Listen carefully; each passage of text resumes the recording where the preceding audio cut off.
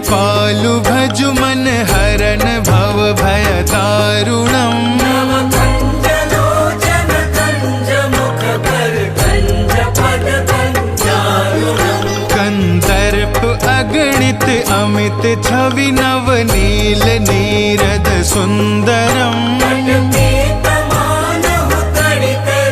शुचि नौमि जनक सुतावरम्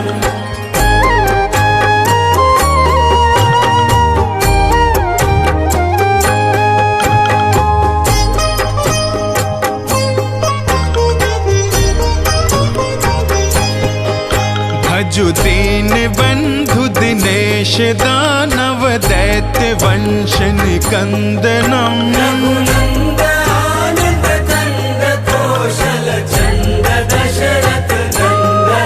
शिर मुकुट कुंडल तिलक चारु उदारु अंग विभूषणम् भुज शर चाप धर संग्राम जित कर दूषणम् इति वदति तुलसीदास शंकर शेष मुनि मनरंजनम् मम हृदय कञ्ज निवास कुरु कामादि कलदल गञ्जनम्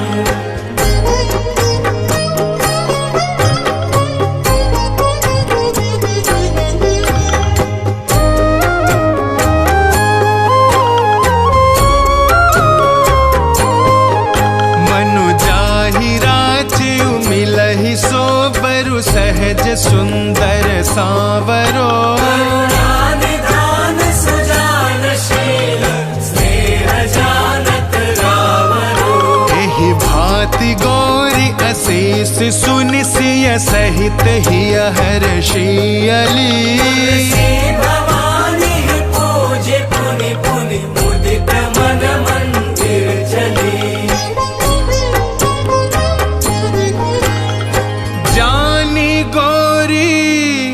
अनुकूल सिये हिय हर्षु न जाए कही मंजुल मंगल मूल वाम अंग फरकन लगे सियावर रामचंद्र की जय।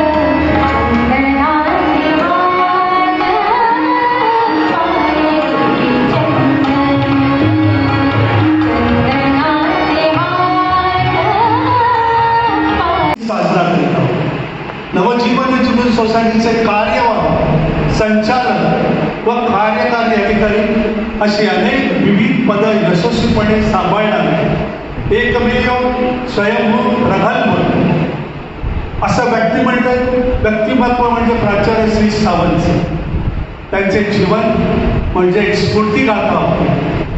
शिक्षणाची कास धरून त्यांनी भांडूपसारख्या या अविकसित भागात प्रचंड आत्मविश्वास, जिद्द या जोरावर, या बळावर तळागाळातील लोकांना शिक्षणाशिवाय आर्थिक उन्नतीचा आणि सन्मानाचा मार्ग नाही ते ओळखून त्यांनी नवजीवन एज्युकेशन सोसायटीचे नवजीवन मंदिराची मूर्तिमंत ठरवली. कारण त्यावेळी इथे काही नसायचं, इथे फक्त डोंगर होता. हा डोंगर पोखरून छोटी आधी बिल्डिंग बनवली गेली, त्यानंतर ही मोठी बिल्डिंग अस्तित्वात आली. हे सर्व कार्य त्यांनी अगदी उमेदीने केलेलं. नवजीवन शिक्षण संस्थेने हजारो विद्यार्थिनींना नवसंजीवनी दिली आणि जीवनात एक गौरव स्थान प्राप्त करून दिलं. त्यांनी विद्यार्थ्यांना शिकवणे एवढेच नव्हे तर भावी पिढी घडवण्याचं महान कार्य नवजीवन शिक्षण संस्थेच्या माध्यमातून केलेलं आहे. सरांनी प्राथमिक, हायस्कूल, ज्युनियर कॉलेज तसेच तंत्रनिकेतन व ब्राईट अँगल सारख्या इंग्रजी माध्यमाची सुद्धा स्थापना केली. त्यांच्यामध्ये ते नेहमी म्हणायचे, हे राष्ट्र माझं आहे, मी या राष्ट्राचं आहे. या सद्गुणाची शिदोरी प्रत्येक विद्यार्थ्याला शिक्षकांनी दिलीच पाहिजे. राष्ट्रात प्रेम करायला शिकवलं पाहिजे. शैक्षणिक कार्य करत असताना सरांनी सामाजिक, सांस्कृतिक, क्रीडा या क्षेत्रात देखील भरीव कामगिरी केली. इथे खूप लोक असे असतील, विटनेस आहेत की त्यांनी सरांचं सांस्कृतिक, क्रीडा या क्षेत्रात किती प्रेम होतं ते त्यांना निश्चित माहीत असेल. शालेय परिपाठात आणि प्रार्थनेनंतर बालमनावर सुसंस्कार घडावे यासाठी नेहमी त्यांचा कटाक्ष असायचा. साने गुरुजींच्या कथा, छत्रपती शिवाजी महाराजांचे चरित्र, विविध दिनविशेष, प्रतिज्ञा, सुबोध कथा, नीतिकथा, संत कथा इत्यादी माध्यमातून नीतिमूल्य मुलांच्या मनावर बिंबवण्याचं कार्य त्यांनी उत्कृष्टपणे केलेलं होतं. त्यांचा उत्साह, शैक्षणिक तळमळ, सामाजिक, सांस्कृतिक तळमळ निश्चित वाखाणण्याजोगी होती. शाळा हेच घर, तिथली पालक, शिक्षक वृंद, शिक्षकेतर कर्मचारी, आज ते नेहमी आपला परिवार आहे. श्री सावंत सरांनी स्वतःच्या ज्ञानाने, बुद्धिमत्तेने आणि ज्ञानरूपी प्रकाशाने स्वतःसोबत इतरांचे जीवनही प्रकाशमान केले. त्यातला एक त्यातला आहे की माझं जीवन स्वतःने प्रकाशमान केलं. सर, खरंच तुम्ही जिनियस होता. सर्वोत्तमाचा ध्यास, उत्कृष्ट नेत्रदीपक कार्य करणाऱ्या आणि इतरांनाही प्रगतीपथाची योग्य दिशा दाखवणाऱ्या माननीय श्री सावंत सर या दिग्गज आणि अलौकिक व्यक्तिमत्वाला माझा मानाचा नमस्कार.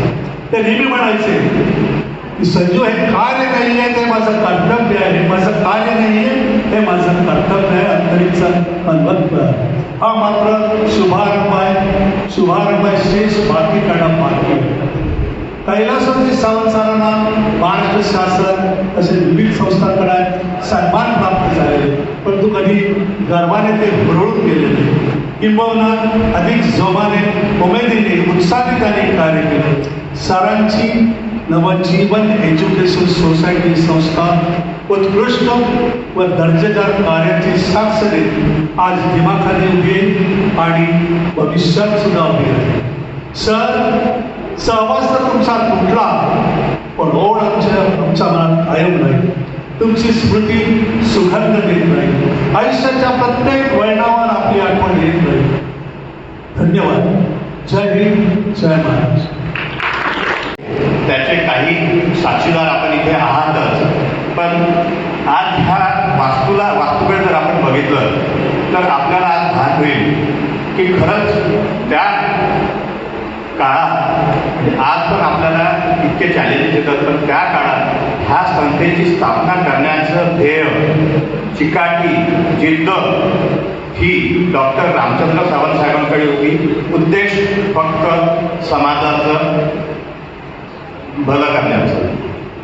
त्यांनी कधी आर्थिक विचार न करता आपला जीवनाचा प्रत्येक क्षण प्रत्येक वेळ ह्या नवजीवन संस्थेला वाहिला आणि इथून फक्त इथे मर्यादित न राहता या संस्थेचा विस्तार पुढे कसा करायचा आहे याचा भास घेता त्यांनी नेरळ इथे पण नेरळ इथे पण ह्या संस्थेचं विस्तारीकरण केलं.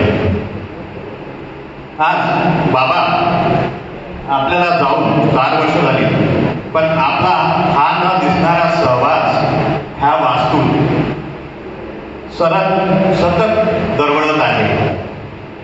समाज उत्थानाचा आपल्या शिकवण्याचा वारसा हा पुढे नेण्यास आमचे आदरणीय डॉक्टर दीपक सावंत साहेब, त्यांच्या खांद्याला खांदा लावून चालणाऱ्या आमच्या आदरणीय वहिनी डॉक्टर अनिला सावंत साहेब यांनी या संस्थेच्या विकासकरिता पुढे काय करता येईल यासाठी आता त्यांनी इंजिनिअरिंग, फिजिओथेरपी, नर्सिंग असे कोर्सेस चालू करण्यास अथक आणि यशस्वी प्रयास श्री किरण पांडव सर या आमचे अध्यक्ष, संस्थेचे अध्यक्ष यांच्या माध्यमातून आणि सरांच्या आशीर्वादाने आज आपण मागच्या वर्षी इथे इंजिनिअरिंग चालू केलेलं आहे, फिजिओथेरपी चालू केलेलं आहे. ह्या वर्षी बाबा कृपेने नर्सिंग कॉलेज पण आपण चालू करत आहोत आणि MCA हा कोर्स पण आणण्याचा आपला इथे विचार आहे. हे सगळं आज जे शक्य होत आहे हे फक्त आणि फक्त आदरणीय श्री बाबा रामचंद्रजी सावंत साहेबांच्या आशीर्वादाने होत आहे. यांचा आशीर्वाद असाच सतत आमच्या सर्वांवर राहो ही ईश्वरचरणी प्रार्थना करतो आणि बाबांना पुनश्च शब्दसुमनाने आदरांजली वाहतो. धन्यवाद. मी पण शिक्षण क्षेत्रामध्ये काम करतो. तुम्ही जे कार्य केलेल्या कार्याला समोर नेण्याचं काम आम्ही काही करू शकत असेल तर आम्हाला तुम्ही ती संधी दिली पाहिजे. का नसो बाबांच्या नजरेसमोर आम्हाला ते कार्य करायला वेळ मिळाला म्हणजे मला प्रसंग आला नाही, पण डॉक्टर साहेबांनी जी आमच्यावर जबाबदारी टाकली त्याबद्दल मी मनापूर्वक आणि वहिनी म्हणजे खूपच मनापूर्वक मी आज डॉक्टर दीपक सावंत सरांना धन्यवाद देतो की आमच्यासारख्या नवीन पिढींना पुढे करून या संस्थेला येणारा अजून 100 काळ कसा चालू शकतो याचा विचार करून त्यांनी जो आमच्यावर जबाबदारी त्या जबाबदारीला ही सर आज बाबांच्या समोर, वहिनींच्या समोर, म्हणजे हा साक्षी आहे तुमच्या आयुष्यातले दोन्ही व्यक्तिमत्व. तुमच्या आयुष्यातला खूप मोठा प्रसंग आहे की बाबा आणि वहिनी हे दोघेही तुमच्या आयुष्यातला खूप घटक लोक आहात ज्याला तुमच्या आयुष्यामध्ये खूप मोठं स्थान आहे. या दोघांच्या समोर मी तुम्हाला विश्वास व्यक्त करतो की आपण आज 2ऱ्या पुण्यतिथीला आहे. 3ऱ्या पुण्यतिथी जोपर्यंत आपण लोक आहोत तोपर्यंत या संस्थाची प्रगतीच करून आम्ही तुम्हाला दाखवू याचा विश्वास मी तुम्हाला या पुण्यतिथीला करतो. आणि मी बहिणींना विनंती करतो, सर तर येतच असतात, सर आमच्याकडे भाग आज जी पण प्रगती आपल्या संस्थाची झालेली आहे येणाऱ्या काळात ती होणार पण आहे, येणाऱ्या काळात ती आपण करू पण एकट्या कुठल्याही व्यक्तीच्या हाताने कुठल्याही गोष्टी होत नाही. त्यासाठी असलेला पूर्ण कर्मचारी वर्ग, मित्रपरिवार हा त्यांच्या पाठीशी खंबीरपणे उभे राहायला पाहिजे आणि तो अगर पाठीशी उभं राहिला तर काही काही गोष्टी चांगल्या पद्धतीने येणाऱ्या काळामध्ये होऊ शकतात. म्हणून संस्था चालवत असताना संस्थाच्या या बागेला आम्ही अगर बसतो तर त्या साईडला तुम्ही लोक असता. तसं आम्ही तुमचा पूर्ण आयुष्यभराचा विचार करतो तसं तुम्ही पण आमचा आयुष्यभरासाठी इकडच्या साईडमध्ये राहून विचार केला पाहिजे. एका हाताने टाळी वाजत नाही, दोन्ही हाताने टाळी वाजते. टाळी बरोबर वाजली पाहिजे याची काळजी आम्ही या साईडने आम्ही लोक घेऊ. डॉक्टर दीपक सावंत करतील, वहिनी घेतील, आम्ही घेऊ. त्या भागीने तुम्ही पण तोच विचार करा की आम्हालाही या संस्थेत प्रगती करायसाठी तितकाच सहयोग आणि सहकार्य बाबांच्यासाठी. आता बरेचसे लोक आपल्या भाषणात बोलले की वहिनी प्रत्येक वेळेस म्हणतात, प्रिन्सिपल साहेबांनी सांगितलं अरे अजय सर बरोबर काम करा, बाबा म्हणून तुम्हाला बघत आहे. याची काळजी आपण लोकांनी येणाऱ्या काळामध्ये घेतली पाहिजे की त्यांना पाहिलेला स्वप्न, त्यांनी विचार केलेला जो पण त्यांच्या मनातला एक ध्यास होता की मला ही संस्था अशी मोठी करायची तिथपर्यंत पोहोचून देण्याचं काम आपल्या सर्वांचं आहे. मी पुनश्च जास्ती वेळ आपल्याला घेणार नाही, पण मी बाबांच्या चरणी माझी श्रद्धांजली अर्पित करतो. मी मनापूर्वक डॉक्टर दीपक सावंत सरांचं ते माझ्या मोठ्या भावांसारखे आहे, पितृतुल्य आहे. मी त्यांना माझे ते गुरु आहेत, राजकीय म्हणावं किंवा दुसरे कुठलेही म्हणो. आणि मला त्याचा अभिमान आहे की या सगळ्या मुंबईसारख्या शहरामध्ये त्यांना माझ्यावर विश्वास झाला. त्याबद्दल डॉक्टर दीपक सावंत आणि अनिला बहिणींचं खरं मनापूर्वक धन्यवाद देतो की त्यांनी माझ्यावर हा विश्वास केला. आणि मी तुम्ही माझे गुरु आहात. वहिनींना मी वहिनी म्हणतो, त्यांना धर्मगुरू मा म्हणू शकत नाही, पण त्यांना आजपासून मा म्हणणं सुरू करेल. आणि नवीन शब्द आज वहिनींसाठी माझ्याकडं आलेला आहे. पण मी कुठेही बाबांच्या स्वप्नाला तडा पडू देणार नाही. येणाऱ्या काळात ही संस्था खूप मोठी होईल आणि आम्ही तुम्हाला दोघांना विश्वास व्यक्त करतो की हे करून दाखवू. आणि पुनश्च मनापूर्वक दोघांचं, माझं पण आणि डॉक्टर साहेबांचा पण धन्यवाद देतो की बाबांनी पाहिलेल्या स्वप्नाला समोर नेण्याचं काम त्यांनी आमच्या हाती दिलं. त्याबद्दल त्यांना पुन्हा मनापूर्वक धन्यवाद देतो. आणि पुनश्च पूर्ण संस्थाच्या कर्मचारीतर्फे, पूर्ण परिवारातर्फे आणि माझ्या परिवारातर्फे मी बाबांना श्रद्धांजली अर्पण करतो. जय हिंद, धन्यवाद, पुनश्च धन्यवाद. शेवटपर्यंत बाबा माझ्याबरोबर फक्त जातानाच ते माझ्याबरोबर होते. ते नेहमी खूप सांगायचे की बाबा ह्या भांडूपसारख्या ह्याच्यातनं पतंगराव कदम किंवा डी.वाय. पाटील यांच्याबरोबर ते इथे आले. आज ते लोक कुठच्या कुठे गेले असं मी नेहमी त्यांना म्हणायचे. बाबा तेव्हा कुठे गेले, आपण कुठे? ते म्हणजे काही नाही. त्यांनी 4 ओळी कुठेतरी लिहून ठेवले होते, ते मला सापडले होते. त्याच्यात मी फक्त हिंदीत बोलते थोडंसं. इतना सुंदर लिखा है किसी ने, प्यास लगी थी गजब की मगर पानी जहर था. इतना सुंदर लिखा है किसी ने, प्यास लगी थी गजब की पर पानी में जहर था. पीते तो मर जाते, ना पीते तो भी मर जाते. बस यही 2 फैसले में जिंदगी भर ना हाल हुआ. ना नींद पूरी थी, न ख्वाब मुकम्मल हुआ. वक्त ने कहा काश थोड़ा सब्र होता, सब्र ने कहा काश थोड़ा वक्त होता.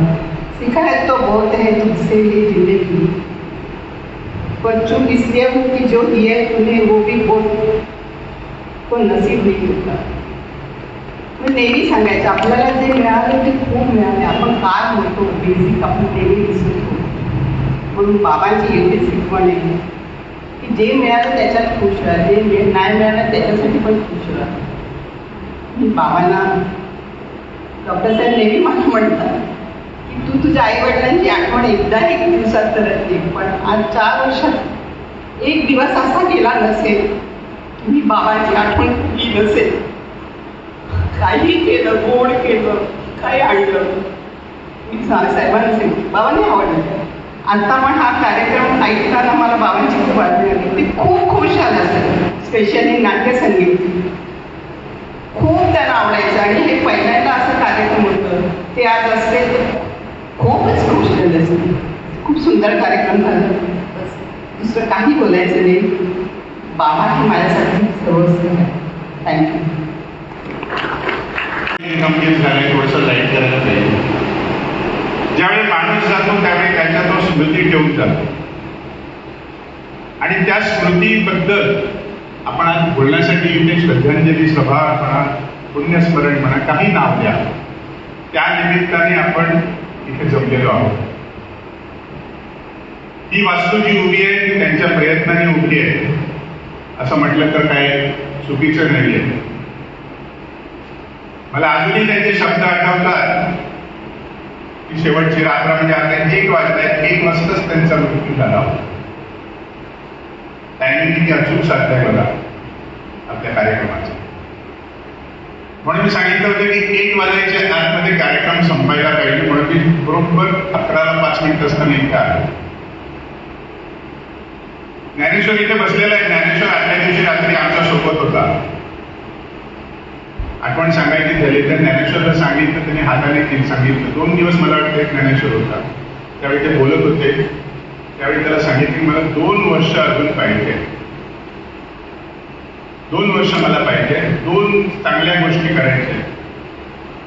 मी त्यांना नेहमी सांगायचो बाबा एक आर्ट, सायन्स, कॉमर्स आपण करत होतो बरोबर आहे, पण आपण दुसरं काहीतरी करायला पाहिजे. आपण या साच्यामध्ये गुरफटून राहून चालणार नाही. आपल्याला उद्याचं पाऊल ओळखायला पाहिजे, उद्याची दिशा ओळखायला पाहिजे. म्हणून आता सर्वात प्रथम होता तो फार्मसीकडे उठा होता. बीएड कॉलेज तर झालं होतं, पण फार्मसीकडे काहीतरी मला योगेश पटेल आहेत, त्याच्यासाठी सगळ्या परमिशन वगैरे पण आलेले आहेत. आणि या फार्मसी करता फार्मसी तिथे थांबलं, कारण त्याचा रिस्पॉन्स कमी झाला, ऍडमिशनचा रिस्पॉन्स कमी झाला, म्हणून आपण बॅकआउट झालो. सिंधुदुर्गामध्ये फिजिओथेरपी युनिट सुरू करायचं असं आम्हाला खूप वाटायचं, कारण जिथून बाबांची नाळ सुरू झाली, जी शाळा त्यांनी जिल्हा परिषदेची शाळा ती आता जिल्हा परिषदेकडे आहे शाळा, ती वळवणे गावात बांधली. तिला त्याच वर्षी 75 वर्ष पूर्ण झाली, ज्या वर्षी ते वाढली 2023. आणि त्या कार्यक्रमानिमित्त शेवटचे ते त्यांच्या जन्मस्थानी गेले होते. तर तिथे एखादं कॉलेज सुरू करावं किंवा त्या शाळेचा आणखी उत्कर्ष कसा करावा असं माझ्या मनात होतं. पण दुर्दैवाने ते काही झालं नाही. त्यांचं देहावसान झालं आणि पुढे जाता जाता किरण हा माझ्याबरोबर खूप वर्षापासून काम करतो. मी किरणच म्हणतो ना. किरण माझ्यापासून बरोबर खूप वर्ष काम करतो. जवळजवळ आमचा 15 वर्षाचा 20 वर्षाचा बरोबर आहे. 25 वर्षाचा 25 वर्षाचा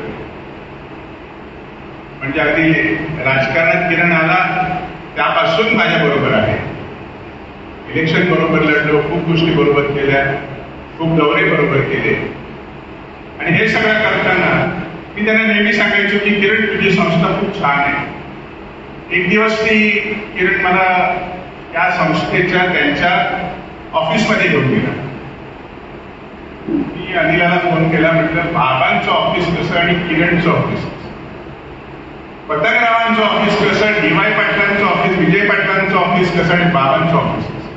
ते मला नेहमी खटकायचं. जे आहे ते तुम्हाला स्पष्ट होतं. पण ते म्हणाले आपल्याला हा डाक्टर करून काय करायचं.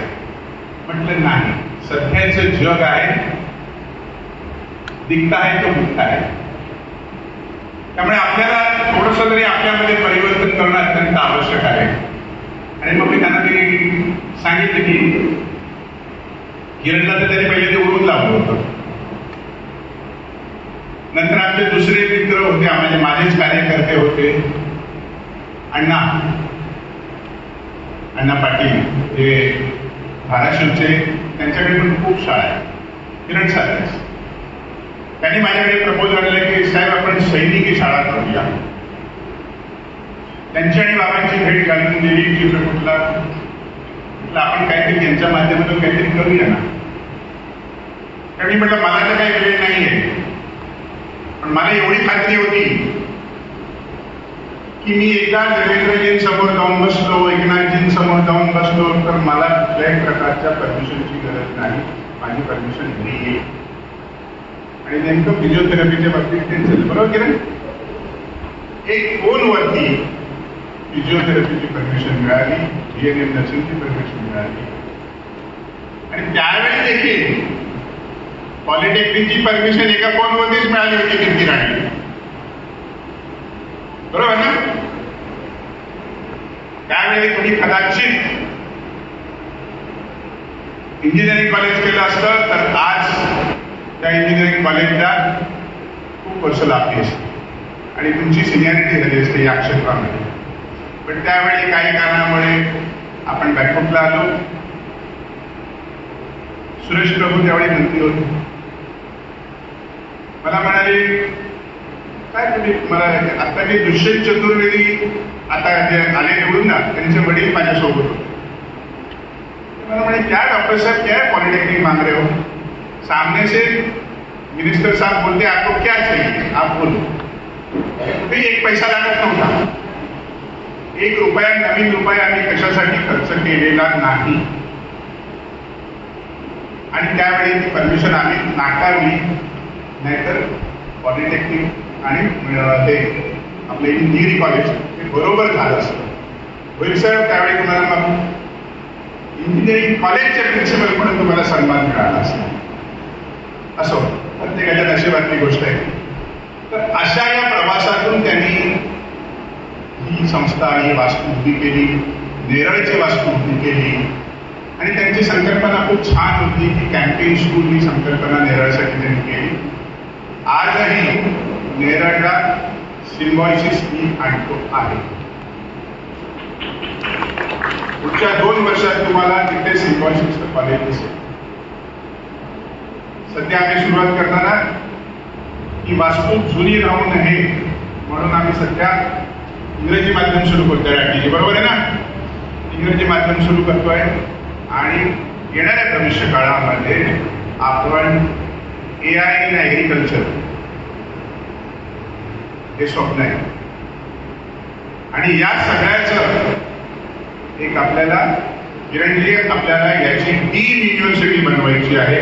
That is ultimate goal. आजच्या दिवशी मी सांगतो, पुढच्या 5 वर्षामध्ये आपण याची डीम युनिव्हर्सिटी बनवून आपण, माझ्यासमोर उदाहरण आहे, अमरीशभाई पटेल, जी.वाय. पाटील, कमल किशोर कदम, हे सगळे राजकारणीच होते आणि त्यांनी डीम युनिव्हर्सिटी केली. हमने कुछ कम नाही आहे हे दाखवून द्यायचं आहे. आणि माझी युनिव्हर्सिटी असेल, मुंबईत असेल, त्याप्रमाणे अमरीशभाईंची